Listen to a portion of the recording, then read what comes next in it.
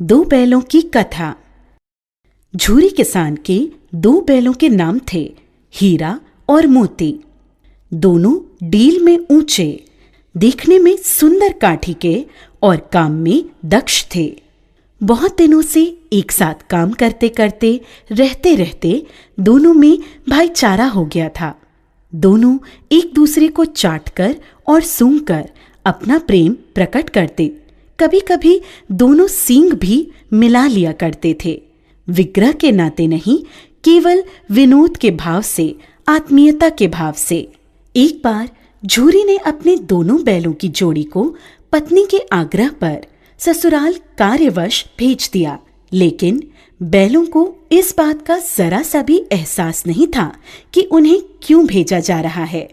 उन्होंने समझा कि उन्हें मालिक ने बेच दिया है, इसलिए रास्ते में जाते समय उन्होंने झूरी के साले गया को पूरे रास्ते खूब झकाया। संध्या होने तक दोनों बैल अपने नए स्थान पर पहुंच गए। दिन भर चलने के कारण भूखे भी थे, इसलिए जब उन्हें नांद में लगाया गया तो बड़ी तेजी से खाने को उत्सुक हुए, लेकिन एक ने भी उसमें मुंह नहीं डाला। दिल भारी हो रहा था, क्योंकि आज तक जिसे उन्होंने घर समझा वह आज उनसे छूट गया था। यहाँ उनके लिए सब कुछ नया था। दोनों ने बिना कुछ खाए पिए ही एक दूसरे को कनखियों से देखा और अपनी मूक भाषा में सलाह की।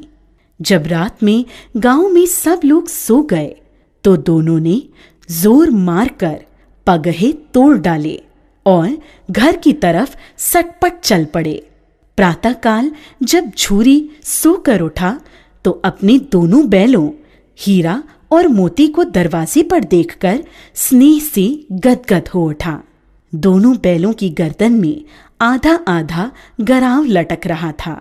घुटने तक पांव कीचड़ से भरे थे। साथ ही दोनों की आंखों में विद्रोहमय स्नेह झलक रहा था। झूरी ने दोनों बैलों को इस अवस्था में देखकर खुशी से दौड़कर उन्हें गले लगा लिया और उन्हें बार बार चूमने लगा। यह दृश्य बड़ा ही मनोहर था, लेकिन झूरी की स्त्री ने बैलों को द्वार पर देखा तो जलबुन उठी। बोली, कैसे नमक हराम बैल हैं कि एक दिन वहां काम न किया, भाग खड़े हुए। परंतु झूरी अपने बैलों पर यह आरोप न सुन सका और बोला, नमक हराम क्यों है? चारा दाना न दिया होगा, तभी तो भाग आए। स्त्री ने रोब के साथ कहा, बस तुम ही तो बैलों को खिलाना जानते हो, और तो सभी पानी पिला पिला कर रखते हैं। झूरी ने पत्नी को चिढ़ाने के ख्याल से कहा, चारा मिलता तो क्यों भागते। दूसरे दिन झूरी का साला गया फिर आ गया और इस बार उसने उन्हें गाड़ी में जोत कर ले गया, जिससे वे उसे रास्ते में परेशान न कर सकें। जबकि 2-4 बार मोती ने गाड़ी को सड़क की खाई में गिराना चाहा, पर हीरा ने संभाल लिया, क्योंकि गाड़ी गिरने पर चोट तो उन्हें ही लगती। हीरा ज्यादा समझदार था। संध्या समय घर पहुंचकर दोनों को मोटी रस्सियों में बांधा गया और कल की शरारत का मजा चकाने के उद्देश्य से उन्हें फिर वही सूखा भूसा दिया गया, जबकि अपने घर के बैलों को खली, चूनी सब कुछ दिया गया। दोनों बैलों का ऐसा अपमान कभी नहीं हुआ था, न ही ऐसा कभी खाने को दिया गया था। दोनों ने नांद की तरफ आंख तक न उठाई। अगली सुबह गया ने दोनों बैलों को हल में जोता, पर दोनों बैलों ने अपनी जगह से न हटने की कसम खा ली थी। वह मारते मारते थक गया, लेकिन उन्होंने वहां से अपने पैरों को टस से मस तक नहीं किया। इस प्रकार हार मानकर गया ने उन्हें नांद पर लाकर बांध दिया। दोनों के सामने आज भी रूखा सूखा भूसा ही डाला गया। दोनों चुपचाप खड़े रहे। घर के लोग अभी भोजन कर ही रहे थे कि एक छोटी सी लड़की घर से 2 रोटियां लेकर निकली और दोनों के मुंह में देकर चली गई। उस रोटी से उनकी भूख तो शांत होने वाली नहीं थी, लेकिन मानो दोनों के हृदय को एक अलग प्रकार की शांति मिली। धीरे धीरे 2-4 दिनों में उस छोटी सी लड़की जो भौरी की थी, जिसकी माँ मर चुकी थी, सौतेली माँ उसे हमेशा मारती रहती थी, से दोनों की आत्मीयता बढ़ गई। दोनों दिन भर जोते जाते, डंडे खाते और शाम को थान पर बांध दिए जाते और रूखा सूखा भूसा डाल दिया जाता। बस रात को वही बालिका लड़की उन्हें रोटियां खिला जाती। उससे उनकी दोस्ती हो गई थी। एक रात दोनों ने वहां से भागने की योजना बनाई। रात को जब लड़की रोटियां खिलाकर चली गई तो दोनों रस्सियां चबाने लगे, पर रस्सी मोटी होने के कारण मुंह में न आती थी। बेचारे बार बार जोर लगाकर रह जाते थे। तभी उन्होंने देखा कि घर का दरवाजा खुला और वह लड़की उनके सामने आ खड़ी हुई। दोनों सिर झुकाकर उसके हाथ को चाटने लगे।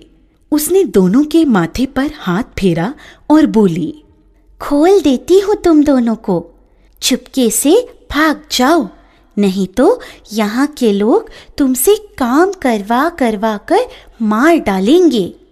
उसने दोनों के गराव खोल दिए और भागने का इशारा किया, पर दोनों चुपचाप खड़े अभी सोच रहे थे कि हमारे भागने पर इस बच्ची पर आफत न आ जाए। तभी वह चिल्ला पड़ी, दोनों फूफा वाले बैल भागे जा रहे हैं। ओ दादा, दोनों बैल भागे जा रहे हैं, जल्दी पकड़ो। यह सुनते ही दोनों वहां से भाग निकले।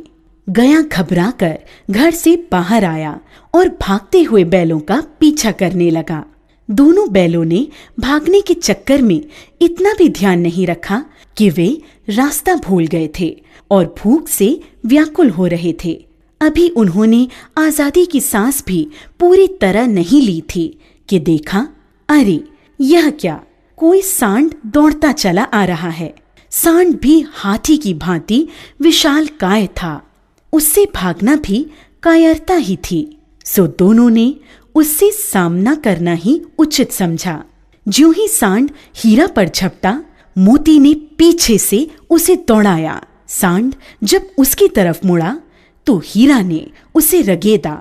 इस प्रकार सांड ने झल्लाकर हीरा का अंत करने की सोची। तभी मोती ने बगल से आकर सांड की पेट में सींग भोंक दी। अचानक हमले से घबराकर सांड घायल होकर गिर पड़ा। तब दोनों मित्र विजय के नशे में उसे छोड़कर झूमते हुए आगे निकल गए। दोनों को लड़ने के कारण भूख लग रही थी।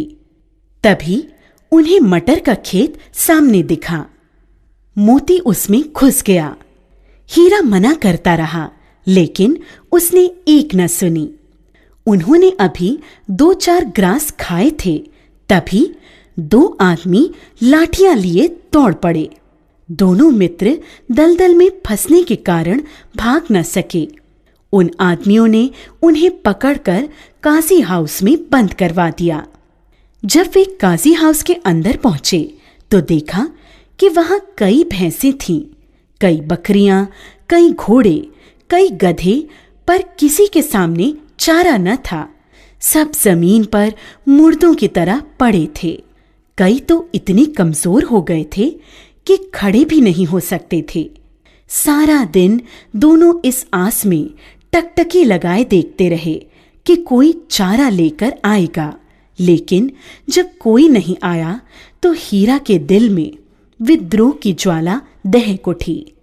मोती से बोला, अब तो नहीं रहा जाता मोती, चलो यहां से भागने का कोई उपाय निकाला जाए। बाड़े की दीवार कच्ची थी। हीरा मजबूत तो था ही, रात का वक्त था। उसने अपने नुकीले सींग दीवार में गड़ा दिए और जोर का धक्का मारा तो मिट्टी का एक चिप्पड़ निकल आया। फिर तो उसका साहस बढ़ा और उसने दौड़ दौड़कर दीवार पर चोटें की। उसका साहस देखकर मोती ने भी उसी जगह सींग मारना प्रारंभ किया। काफी मेहनत के बाद आधी दीवार गिर गई। दीवार का गिरना था कि अधमरे से पड़े हुए सभी जानवरों में भी जान आ गई। सबसे पहले 3 घोड़ियां सरपट भागीं, फिर बकरियां निकलीं, उसके बाद भैंसें भी खिसक गईं, पर गधे अभी ज्यों के त्यों खड़े थे। मोती ने उन्हें भी सींगों से मार मार कर बाड़े से बाहर निकाल दिया और अपने मित्र हीरा के पास बैठ गया, क्योंकि हीरा मोटी रस्सी से बंधा होने के कारण भाग नहीं सकता था, इसलिए मोती भी नहीं भागा। अगले दिन बाड़े की हालत देखकर वहां के चौकीदारों ने गुस्से में आकर हीरा और मोती की जमकर पिटाई की। अब उन्हें खाने को भी कुछ नहीं दिया जाने लगा।